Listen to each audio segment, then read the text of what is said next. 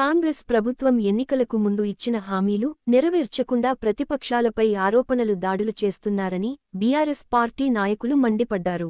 నర్సాపూర్లో BRS నాయకులు media సమావేశం నిర్వహించి మాజీ మంత్రి హరీష్ రావుపై దాడిని తీవ్రంగా ఖండించారు. ఎమ్మెల్యే సునీత లక్ష్మారెడ్డి ఎన్నో అభివృద్ధి కార్యక్రమాలు చేపట్టారని వారు తెలిపారు. ఈ కార్యక్రమంలో మాజీ గ్రంథాలయ chairman Chandragoud, municipal chairman Ashok Goud, మండల పార్టీ అధ్యక్షుడు మల్లేశం, శివంపేట్ మాజీ ఎంపీపీ హరికృష్ణ, సత్యంగౌడ్, జ్ఞానేశ్వర్ గుప్తా కార్యకర్తలు పాల్గొన్నారు.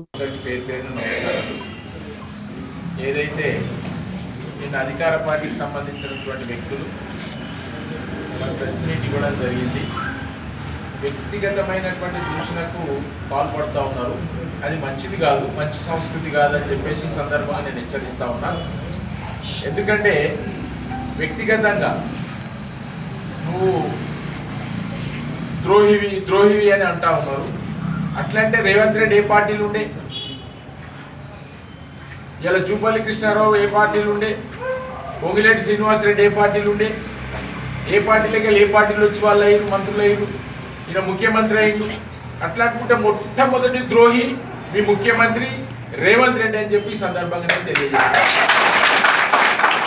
పార్టీలు మార్చుకుంటూనే వచ్చిండు, అందరినీ తొక్కుకుంటా ఈరోజు ముఖ్యమంత్రి అయ్యిండు. మరి అటువంటిప్పుడు ప్రజాక్షేత్రం ఇది, ప్రజాస్వామ్యం ఇది. ప్రజాస్వామ్యంలో ప్రజల శ్రేయస్సు కోరి ఏ పార్టీలైనా పోవచ్చు, ఎక్కడైనా ఉండి సర్వీస్ చేయడానికి సిద్ధంగా ఉన్నటువంటి వ్యక్తులను ఊరికే ఎంతసేపు పట్టుకొని పొలిటికల్ బ్యాక్గ్రౌండ్ ఉన్నటువంటి కుటుంబం. చంద్రారెడ్డి గారి సేవలు ఉన్నాయి, ఆయన సమితి ప్రెసిడెంట్గా చేసిండు. లక్ష్మారెడ్డి గారి సేవలు ఉన్నాయి, ఆయన సర్పంచ్ చేసిండు, జడ్పీటీసీగా చేసిండు.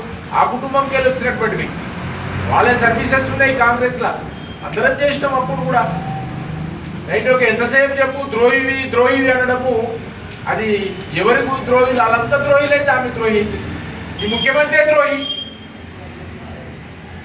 దాన్ని ఇక ముందు మాట్లాడే ముందు జాగ్రత్తగా మాట్లాడాలని చెప్పి ఈ సందర్భాన్ని నేను హెచ్చరిస్తా ఉన్నా.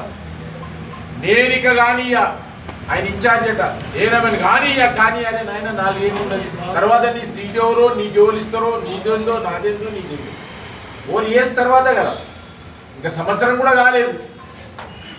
ఇప్పుడే కానీయం అంటే నువ్వు ఎవరు కానీ ప్రజల వాళ్ళ ఆశీర్వాదం, ప్రజల యొక్క వాళ్ళ దానితో ఉంటుంది. మాట్లాడు, మాకు కూడా వస్తాయి మాట్లాడడానికి. నువ్వేం వరలుగా మాట్లాడినవో దానికంటే ఎక్కువ మేము కూడా మాట్లాడతాం. మాట్లాడేటప్పుడు జాగ్రత్తగా మాట్లాడి నువ్వు ఏదైనా సబ్జెక్ట్ వైజ్గా మాట్లాడు, దానికి మేము కూడా సమాధానం చెప్తాం.